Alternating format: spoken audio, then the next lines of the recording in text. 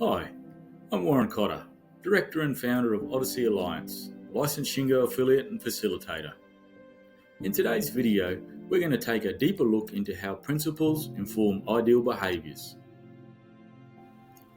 In our first video, we scratched the surface of a critical idea that principles, not just rules, inform behaviour. We talked about how culture, not policies, keep people safe. Today we're diving deeper into that idea through the lens of the Shingo model, focusing on one principle in particular: respect every individual. And we'll explore how this principle can help you transform both physical and psychological safety in the workplace. The Shingo guiding principle of respect every individual. What does that mean to you?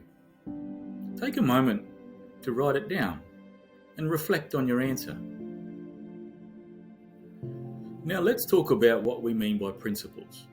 Principles are foundational beliefs that influence our behaviour. They are not policies, they are not procedures, they are far deeper than that. They are what make us stop and think before we act. And in the Shingo model, principles are what drive sustainable organisational excellence. One of these principles stands out for its profound impact on safety. Respect every individual. Why is respect so crucial to safety? It's quite simple. Respect means valuing the life and well-being of yourself and those around you. When respect is a principle embedded in your culture, it changes behaviour. It makes people stop before they act. It encourages them to speak up when something doesn't feel right. It creates an environment where people feel safe to be vulnerable, to share concerns, and take the necessary time to do things right. Let's break this down into two key areas: physical safety and psychological safety. Physical safety is often what we think of first. It's the hard hats, the harnesses, the life-saving rules. But here's the thing, rules alone don't make people safe. It's the behaviour around those rules that matter. Respect for yourself means not cutting corners, even when you're tired or in a rush. Respect for others means looking out for your team, even if it's inconvenient. Now let's talk about psychological safety. This one is trickier. Psychological safety is about creating a space where people feel safe to express concerns, admit mistakes, and ask questions. And guess what? It's directly tied to respect. When people feel respected, they're more likely to speak up. And when they speak up, they prevent accidents before they happen. Cultural enablers is a dimension within the Shingo model. It's all about fostering an environment where principles like respect every individual aren't just talked about, they are lived. And it starts with the leaders. Leaders set the tone, they demonstrate respect in their actions, in how they listen, and in how they support and coach their teams. But it doesn't stop with leaders. Everyone in the organisation plays a role. Respect isn't just a top-down mandate. It's a shared responsibility. It's about creating a culture where everyone feels accountable for their own safety and the safety of those around them. As a hazard definition, a hazard is a source or a situation with the potential for harm. Now here's a question. Are you tracking the number of hazards? Now I want to pose to you, so what? Yes, you can track this. However, what you really want to ask yourself and others is what caused the hazard to be present in the first place. Here's an example that we'll go through. A hazard was raised where a conveyor roller has fallen and landed on the ground. Nobody was hurt, no equipment was damaged. The hazard has been tracked and a number recorded. This number has informed a report for the leadership team. This is where the so what comes into play. Now this also is where culture comes into play. If we look at possible causes as to why the roller fell out, we can quickly come back to behaviours, or key behavioural indicators, or KPIs. Why wasn't the faulty roller identified during housekeeping inspections or during maintenance activities by the team? Yet the inspections were signed off with no issues. Yes, we have rules, procedures, policies, and tasks or activities that should highlight the faulty roller and do something about it, right? So why wasn't something done to prevent the roller from falling out?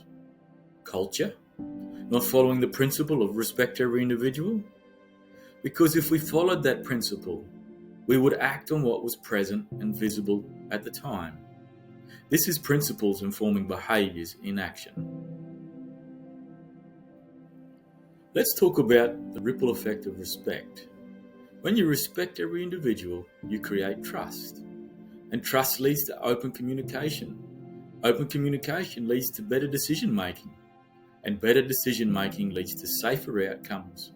It's just a chain reaction. So how do we embed this principle into our organisations? It starts with asking the right questions. Are we truly respecting every individual? Are we listening to their concerns, their improvement ideas? Are we creating a culture where people feel safe to speak up? These questions are at the core of transforming rules, policies, and procedures into principles. Here are 3 practical steps to start embedding respect into your culture. Lead by example. Show respect in your actions, not just your words. Be present, listen, and act on feedback. Encourage psychological safety.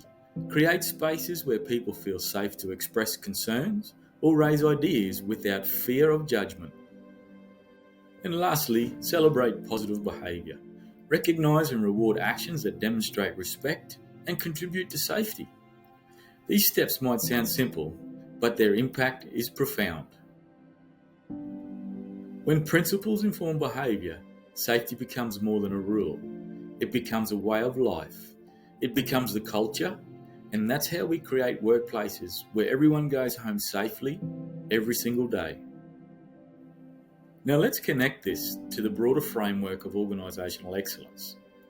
The Shingo model is built on 3 key insights that guide us towards sustainable success.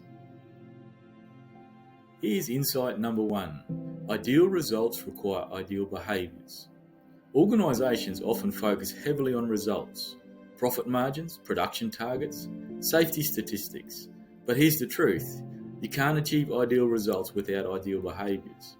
And those behaviours come from deeply ingrained principles. When respect is a core principle, it shapes the behaviours that lead to better safety and cultural outcomes. Here's insight number 2. Purpose and systems drive behaviour. Behaviour doesn't happen in a vacuum. It's influenced by the systems we put in place and the purpose behind them. If your safety systems are just checklists without meaning, they won't drive behaviour. But when those systems are rooted in a purpose, like ensuring everyone goes home safely, they become powerful tools for change. Lastly, insight number 3. Principles inform ideal behaviours. Finally, principles must guide the design of our systems. A system that prioritises efficiency over safety, for example, will lead to risky behaviours. But a system built on respect ensures that safety is never compromised. It's about aligning systems with the principles that matter most. If this resonated with you, take it back to your teams. Start the conversations, challenge the status quo, and let's build a culture where respect every individual leads the way. Thank you for joining me on this journey. Stay safe, stay true to principles, and allow them to inform your ideal behaviour.